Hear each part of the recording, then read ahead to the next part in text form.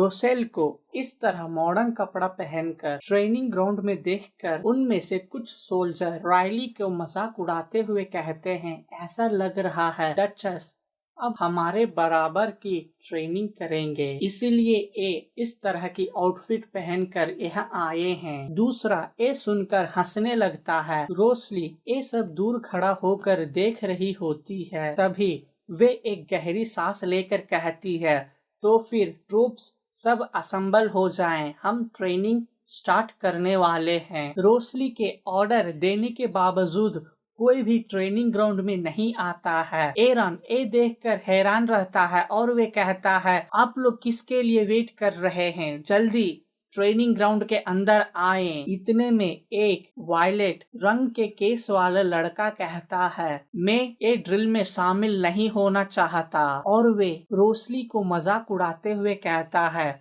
मुझे परवाह नहीं ये डच है या फिर नहीं, मुझे इनके बातों को सुनने का कोई इरादा नहीं है। और वे रोसली को देखते हुए कहता है, आप अपने आप को ट्रेनिंग मास्टर समझते हैं? उसके पीछे वाले जितने भी सोल्जर थे ये सब देखकर मुस्कुरा रहे होते हैं। रोसली उसे देखकर कहती है, तुम कौन हो? एरन ये सब होते हुए देखकर अपने सर पर हाथ रख लेता है और वे जवाब देते हुए कहता है, इसका नाम टोरंटो है और ये एक हाई रैंक का नाइट है। रोसली टोरंटो को गौर से देखती है और कहती है, एक हाई रैंक का नाइट जो कि इस ट्रूप में बहुत पहले से है। इतना कहते ही रोसली तुरंत अपना डैगर निकालती है और टोरंटो की ओर पॉइंटेड करते हुए कहती है, दिखाओ तुम अपना स्वॉर्ड स्किल। एरन रोसली को देखकर कहता है, डचस टोरंटो एक हाई रैंक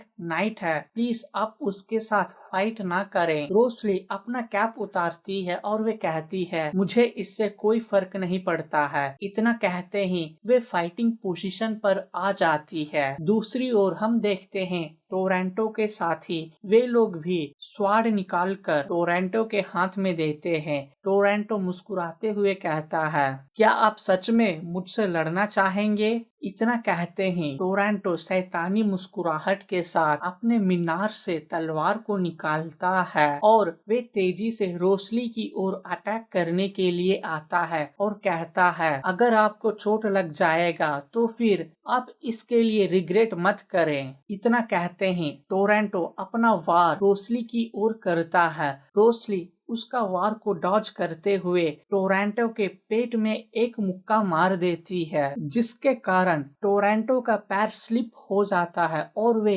नीचे गिर जाता है। उसी वक्त रोसली उसके छाती पर अपना पैर रखते हुए कहती है, अगर ये बैटलफील्ड रहता तो तुम अभी तक अपना सर को गवा चुके होते। टोरंटो इतना सुनते ही वे कहता है, मुझे माफ कर दे, मैं सरेंडर करता हूँ। रोसली को ये शब्द सुनकर और भी ज्यादा गुस्सा हो जाता है और वे कहती है, क्या तुम इतने जल्दी सरेंडर भी कर दिए? और वे उसे घूर कर देखते हुए कहती है, तुम्हारी इतनी हिम्मत, एक नाइट्स होकर तुम इतने जल्दी सरेंडर कर देते हो? रोसली का गुस्सा और इस तरह के एटीट्यूड देखकर वहाँ खड़े जितने भी सोल्जर्स थे वे सब घबरा जाते हैं। रोसली उनके ओर देखते हुए कहती है, आज के बाद तुम में से कोई भी सरेंडर नहीं करेगा।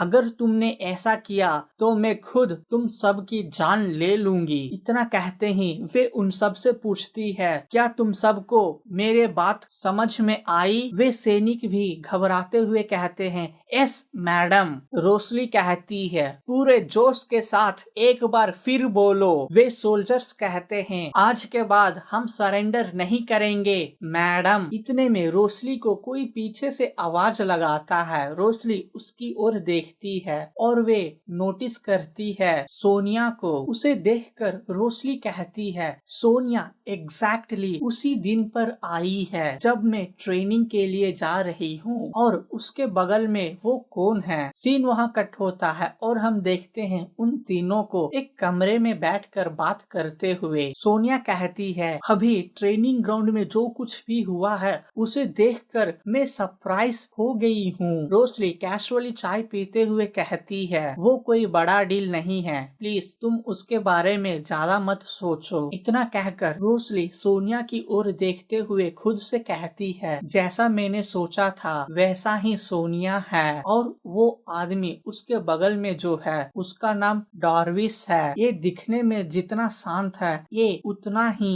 कोल्डर पर्सन है। और हम देखते हैं उन तीनों को चाय पीते पीते एक दूसरे के साथ बात करते हुए। इतने में सोनिया रोसली से पूछती है, हे रोसली, क्या हम एक टी पार्टी अरेंज करें कल? मुझे मालूम है तुम्हें टी पार्टी बहुत ही पसंद है। रोसली कहती है, ठीक है, मैं सारा अरेंजमेंट कर दूंगी। इतना सुनते ही सोनिया एकदम से खुश हो जाती है और वे कहती है, आते वक्त मैंने गार्डन में खिले हुए फूल को देखा है, क्या तुम चलोगी मेरे साथ उसे दोबारा देखने के लिए? रोसली कहती है, मुझे अभी भी कुछ काम बाकी है, तुम प्लीज डोलांड के साथ चले जाओ, वे तुम्हें गार्डन अच्छी तरीके से घुमा देगा। इधर हम देखते हैं डोलांड को जो कि सोनिया से कहता है, लेडी सोनिया प्लीज इस तरफ चलिए। दूसरी ओर हम देखते हैं रोसेल और डार्विस को जो कि एक दूसरे को देख रहे होते हैं। रोसेल अपने मन में कहती है, इसे देखकर ऐसा लग रहा है मानो हम दोनों को बीच में एक फाइट होने वाली है। इतने में डार्विस रोसेल से पूछता है, क्या सिर्फ मैं हूँ या फिर तुम भी आई कांटेक्ट को तोड़ना नहीं चाहती हो? रोसेल ये सुनकर चौंक जाती है और वे उसे जवाब देते हुए कहती है, मैंने तो तुम्हारे साथ कुछ भी गलत नहीं किया है। इतना कहते ही रोसेल डार्विस की ओर देखती है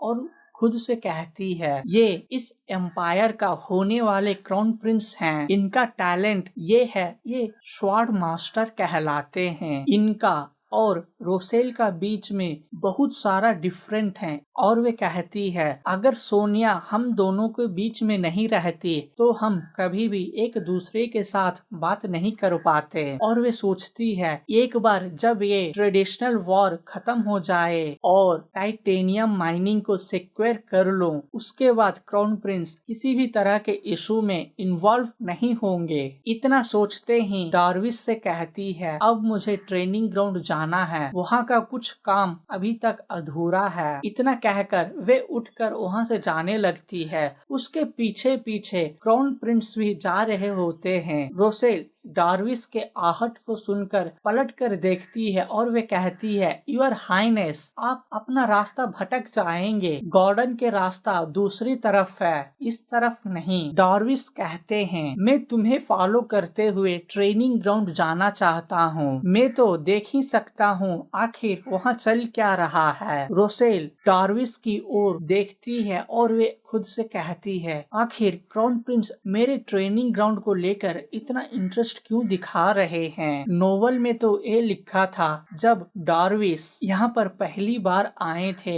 एरॉन डार्विस के पीछे पीछे चला जाता है क्योंकि वे बहुत ही डिसअपॉइंट हो गया था रोसेल से, क्योंकि वो केवल बिल्ला का पपेट बनकर रह गई थी। इतना सोचते ही वे खुद से कहती है, लेकिन आज मैं एरॉन को हार नहीं सकती। और वे क्राउन प्रिंस को देखकर कहती है, अगर आप वहाँ पर रहेंगे तो फिर नाइट्स का फोकस ट्रेनिंग में नहीं रहेगा, इसीलिए मैं चाहती हूँ आप वहाँ ना आएं। क्राउन प्रिंस इतना सुनते ही रोसेल की ओर देखते हैं। रोसेल भी उन्हें देख रही होती है। तभी क्राउन प्रिंस कहते हैं, वेल, मुझे ऐसा नहीं लगता, मैं तो केवल ट्रेनिंग ग्राउंड को देखना चाहता हूँ, बाकी मैं कुछ नहीं करूँगा। इतना कहते ही वे रोसेल का एकदम नजदीक आ जाता है और वे कहता है, आपको तो पता होना चाहिए, मैं किसी के इच्छा अनुसार अपना काम नहीं करता प्रिंसेस। रोसेल